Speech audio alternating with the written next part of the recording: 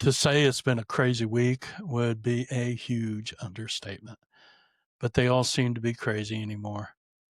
From the embarrassing berating of our military by a drunken wife beater and an orange buffoon, pedophile felon, to the shutdown of our government and the lie riddled excuses presented by the MAGA Congress and Moses Johnson, to the events in Portland and Chicago, and so many more.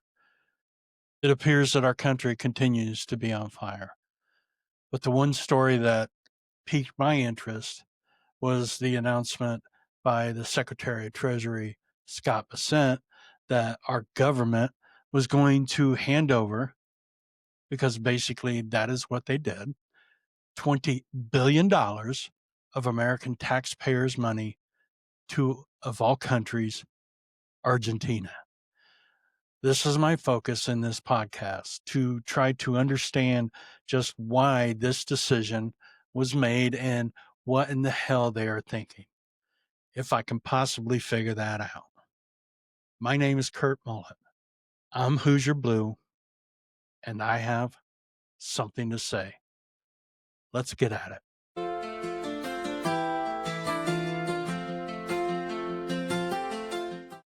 One of the first actions that the felon took upon resuming office in January was the signing of an executive order that characterized U.S. funding foreign aid programs as not aligned with American interests, and supposedly marked the beginning of a dramatic reduction in U.S. foreign assistance. But just 9 months later, the felon's administration, under the actions taken by Secretary of Treasury Scott Bessent, they have committed $20 billion in emergency financial assistance to Argentina. Why are we using American taxpayers' money to give an economic lifeline to a foreign country that has struggled for decades to pay back its international creditors and who cannot stop their obvious out-of-control government spending? This is most certainly a guarantee that this regime just pissed away $20 billion of Americans' taxpayers' money. So when I heard of this, I asked myself, what is going on here? There has to be some shady shit going down, because this regime reeks of shady shit smell. Well, Scott Bessent's $20 billion Argentinian bailout is set to deliver a huge windfall to an old friend of his, Robert Citrone. He's a billionaire who founded a hedge fund and has had a decades-long relationship with Bessent. They initially met when they were co-workers at a Soros fund management group. The George Soros. Does that name ring a bell? Now, during this time, they became very close friends. It's been reported that Citrone helped, advised, and guided Bessent with many cash cow investments. Oh, it gets much more shady. Since Javier Milei became president, Robert Citrone has invested heavily into the Argentine economy. But as of late, mainly since Milei's party, La Libertad Avanza, was soundly defeated by over 13% in the provincial legislative election, there have been drastic setbacks, both political and economical. The defeat has been linked to weeks prior investigations into corruption allegations involving Milei's sister, who is accused of accepting bribes. Following the election results, Argentina's markets plummeted. The peso weakened significantly against the US dollar, and the benchmark stock index fell. Then enters Scott Bessent and his announcement of a $20 billion currency swap line, with the felon's approval, of course. And suddenly, his good friend, Robert Citrone's holdings immediately were boosted.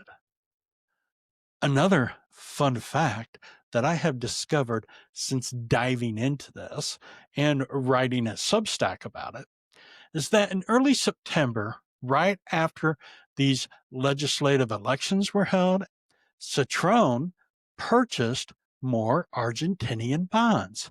Now, why would one, a supposedly smart investor, pour more money into a plunging market, a weakened currency, and a falling index, knowing that the future of Javier Milei was in serious danger? It makes you go,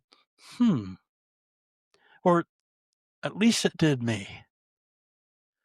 I had a conversation with a conservative acquaintance of mine that says this is simply someone helping a friend with an election.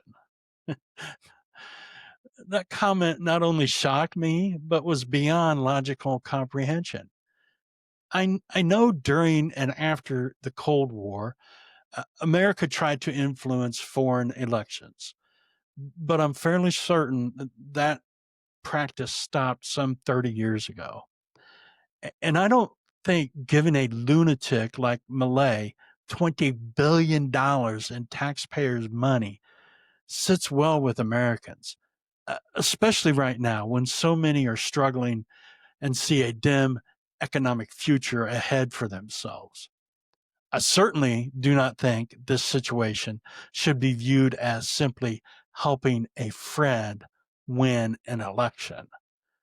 I'm still baffled and disturbed by that comment. It makes no sense to me. Now, two things happened almost immediately following the bailout given by Bessent and the felon. First, Argentina lifted its export taxes on soybeans and sold 20 shiploads of soybeans to China, further crippling the American soybean market and farmers in our country. Why was this done? That I don't know, and I don't know if anyone knows why Milei made this move. This has only intensified the anger that American farmers have with the felon due to the current economic crisis that they are facing because of the felon's tariffs. But hey, the farmers in America have shot themselves in their own foot because they obviously have not learned a damn thing about who this guy is and of the results that come from his horrendous policies. This is the exact situation, maybe not as severe, but this is the exact situation that occurred during the felon's first term when he created a trade war with China due to his asinine tariffs.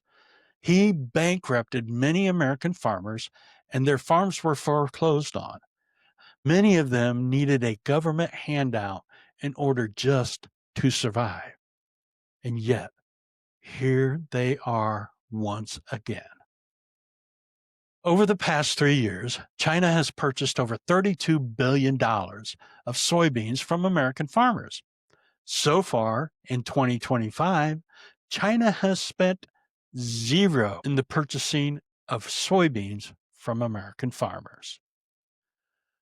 Now, the second move that took place right after the $20 billion to Argentina was made public was that the felon announced, or should I say, Project 2025 darling Russ Vought announced that this regime was removing $18 billion in infrastructure funding for New York City.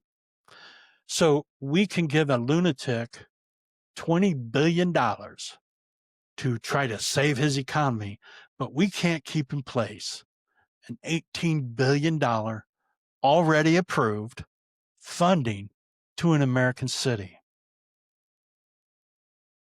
This dude's hatred towards Americans who have a different ideology than him and his sycophants is the mindset of an authoritarian asshole.